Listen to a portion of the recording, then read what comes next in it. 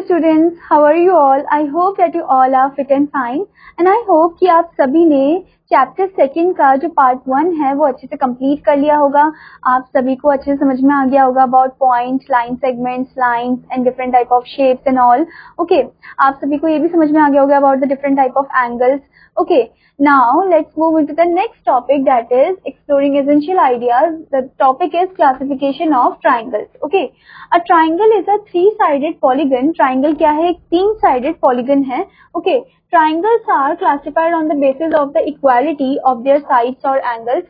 अब triangles जो है वो classified है अपने like equality के basis में of the sides or the angles. Okay, classification on the basis of sides. अब आपको यहाँ पर classification on the basis of sides आपको दिया है, ठीक है। जैसे कि फर्स्ट है आपका equilateral triangle. A triangle having all sides equal is called N equilateral triangle. मतलब एक ट्राइंगल जिसके सभी साइड इक्वल है उसे हम इक्विलेटरल ट्राइंगल बोलते हैं। ओके, जैसे कि आप यहाँ पर देख सकते हो triangle ABC is an equilateral triangle जिसमें AB is equal to BC which is equal to CA, ठीक है। Now next is student isosceles triangle. A triangle having two sides equal is called an isosceles triangle. मतलब जिसके सिर्फ दो side equal होते हैं उन्हें हम आइसोसेलेस ट्राइंगल बोलते हैं। जैसे कि triangle PQR is an isosceles triangle जिसमें PQ PR के इक्वल है, ठीक है। Now next one is student scalene triangle. A triangle having all the three sides of different length is called a scalene triangle. मतलब एक triangle जिसमें तीनों side जो है वो डिफरेंट लेंथ के हैं, ठीक है, यानी कि उनके साइड जो एकदम सेम नहीं है, तो उसको हम स्केलिन ट्राइंगल बोलते हैं। जैसे कि ट्राइंगल LMN जो है वो स्केलिन ट्राइंगल है जिसमें LM नहीं है इक्वल MN के, वो भी नहीं है इक्वल LN के, ठीक है। Now let's see classification on the basis of angles. तो फर्स्ट आपको दिया है acute angle triangle. A triangle each of whose angles measure less than 90 degree is called an acute angle. मतलब कि जो less than 90 degree है उसको हम क्या बोलते हैं? acute angle बोलते हैं, ठीक है। acute angle triangle बोलते हैं। जैसे कि आप यहाँ पर देख सकते हो 90 डिग्री से ही कम है ये सब, तो ये क्या हो गया हमारा acute angle triangle हो गया। फिर उसके बाद है right angle triangle.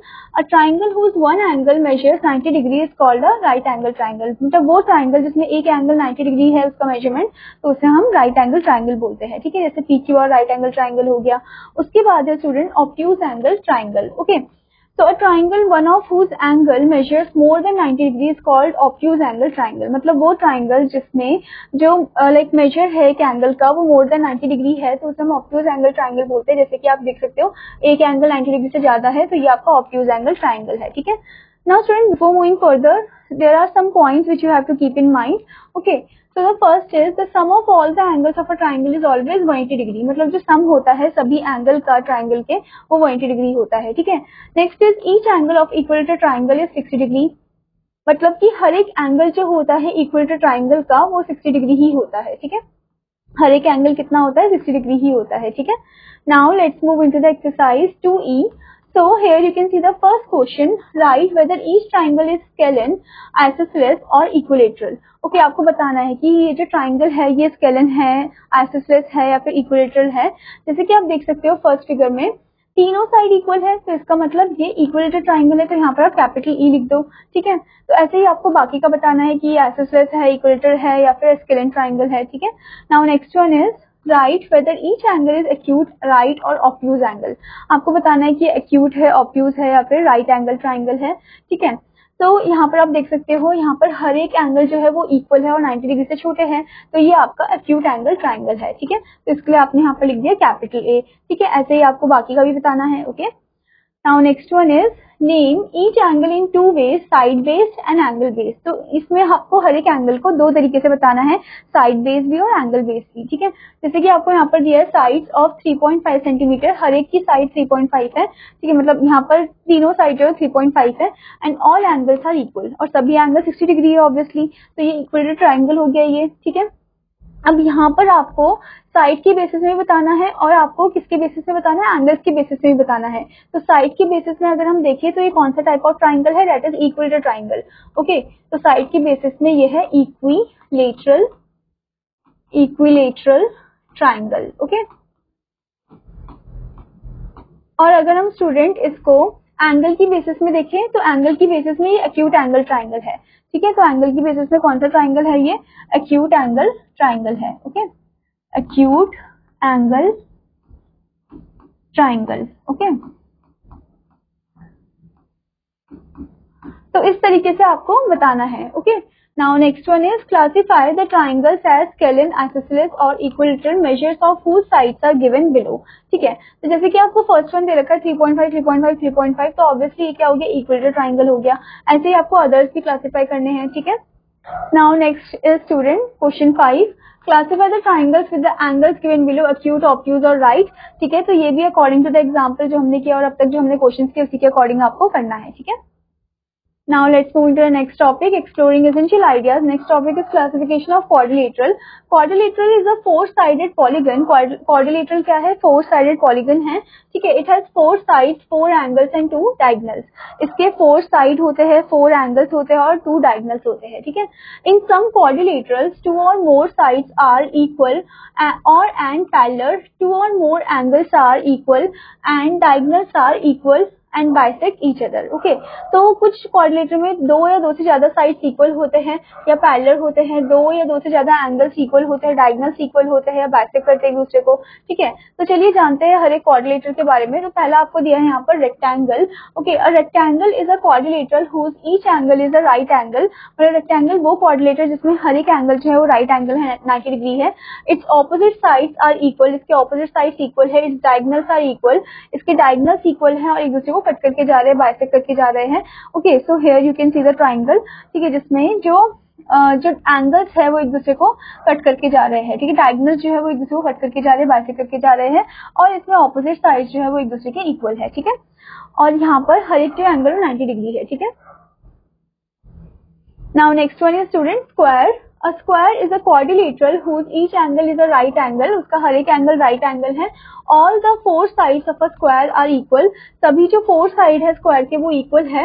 Its diagonals are equal and bisect each other at right angle. इसके डायगोनल भी इक्वल है और जैसे को बाइसेक्ट करके जा रहे हैं राइट एंगल में. ठीक है, now next is student trapezium. A trapezium is a quadrilateral. A trapezium is a quadrilateral in which exactly one pair of opposite sides is parallel. Trapezium एक quadrilateral है जिसमें सिर्फ one pair of side जो है वो parallel है. ठीक है, now next is parallelogram. A parallelogram is a quadrilateral in which each pair of opposite sides is parallel. जिसमें हर एक pair जो opposite sides के वो parallel है. Its opposite angles are equal. इसके opposite angles equal है. Its diagonals are not equal. इसके diagonals equal नहीं है but they bisect each other. तो एक दूसरे को कट करके वो जा रहे हैं. ठीक है, now next is rhombus. A rhombus is a special parallelogram in which all four sides are equal. जिसमें चारों साइड इक्वल है and opposite angles are equal. opposite angles भी इसमें इक्वल है. its diagonals are not equal. इसके diagonals equal नहीं है and bisect each other at right angle. पर ये bisect कट करके जा रहे हैं एक दूसरे को राइट एंगल में 90 डिग्री में. ठीक है, now here you can see कि कौन से पैरेलल है, कौन से साइड इक्वल है, कौन से नहीं है. ये सभी इंफॉर्मेशन आपको इस टेबल में दी गई है, तो आपको एक बार इसको रीड आउट करना है. ठीक है, now the next thing is sum of the angles of a quadrilateral. To find the sum of all the angles of a quadrilateral, we draw one of its diagonal. हम इसके एक diagonal को draw करेंगे, जैसे कि आप यहाँ पर देख सकते हो. Angle A plus angle B plus angle C plus angle D, which is equal to 1 plus 2 plus 3 plus 4 plus 5 plus 6. ठीक है, these angles इन सबका सम हो जाएगा. ठीक है, फिर आप देख सकते हो एंगल 1 plus 2 plus 6 आप ऐड डाउन कर दोगे एक साथ, एंगल 3 plus 4 plus 5 एक साथ ऐड कर दोगे. जैसे कि आपको पता है जो सम होता है ट्राइंगल में of all the angles, sum of all the angles in the triangle A B D, ठीक है, वो कितना होता है 180 डिग्री होता है. Sum of all the angles of triangle B C D is 180 degree. 180 plus 180 हो गया 360 degree. So therefore the sum of the angles quadrilateral का कितना हो गया 360 डिग्री हो गया. ठीक है, now let's move into the exercise 2F. So here you can see the first question. State whether the following statement are true or false. आपको बताना है कि ये जो फॉलोइंग स्टेटमेंट है ये ट्रू है या फॉल्स है. ठीक है, जैसे कि फर्स्ट आपको दिया every square is a parallelogram. क्या हर एक स्क्वायर जो है वो पैरेललोग्राम है. तो बेसिकली स्टूडेंट स्क्वायर में चारों साइड इक्वल होता है जबकि पैरेललोग्राम में तो पैरेलल होता है. ठीक है, तो हम यहाँ पर क्या लिखेंगे, फॉल्स लिखेंगे. ओके, तो बेसिकली स्क्वायर जो है वो क्वाड्रिलेटरल होता है जिसमें चारों साइड इक्वल होते हैं, नॉट अ पैरेललोग्राम. तो यहाँ पर आप क्या लिखोगे, फॉल्स लिखोगे. ओके, ऐसे ही आपको अदर स्टेटमेंट जो अच्छे से पढ़ना है और उनको आंसर करना है फिर ट्रू और फॉल्स में. Now next question is right the similarities between. आपको सिमिलैरिटीज लिखना है किनके बीच में. पहला आपको दिया स्क्वायर एंड रोम्बस के बीच में, जैसे कि इनके चारों साइड इक्वल होते हैं, ये सिमिलैरिटी आप लिख सकते हो. ठीक है, ऐसे ही रेक्टेंगल और स्क्वायर के बीच में लिखना है तो इनके जो एंगल्स होते हैं वो 90 डिग्री होते हैं, ये आप बता सकते हो. ठीक है, now the next question is name the type of each quadrilateral. हर एक टाइप ऑफ ईच क्वाड्रिलेटर का आपको नाम बताना है. ठीक है, जैसे कि आप फर्स्ट वन देख सकते हो, this one is square. Okay, तो यहाँ पर आप स्क्वायर लिखोगे। ओके, तो ऐसे ही आपको बाकी फिगर्स का नाम बताना है। ठीक है, now next question is draw rough sketch of a parallelogram and a rectangle and compare their properties. Rough sketch बनाना है पैरेललोग्राम और रेक्टेंगल का, उनके प्रॉपर्टीज को आपको कंपेयर करना है। ठीक है, ऐसे ही नेक्स्ट क्वेश्चन में आपको दिया है rectangle can be thought as a special parallelogram, why? Rectangle को स्पेशल पैरेललोग्राम बोलते हैं, क्यों, ये आपको बताना है। ठीक है, सो आई होप स्टूडेंट कि आपको ये चैप्टर अच्छे से समझ में आया होगा। तो आपको अब क्या करना है, हर एक जो क्वेश्चन है उनको अच्छे से प्रैक्टिस करना है, अच्छे से रिवाइज करना है। Now I will meet you in another class. Till then student take care, bye bye.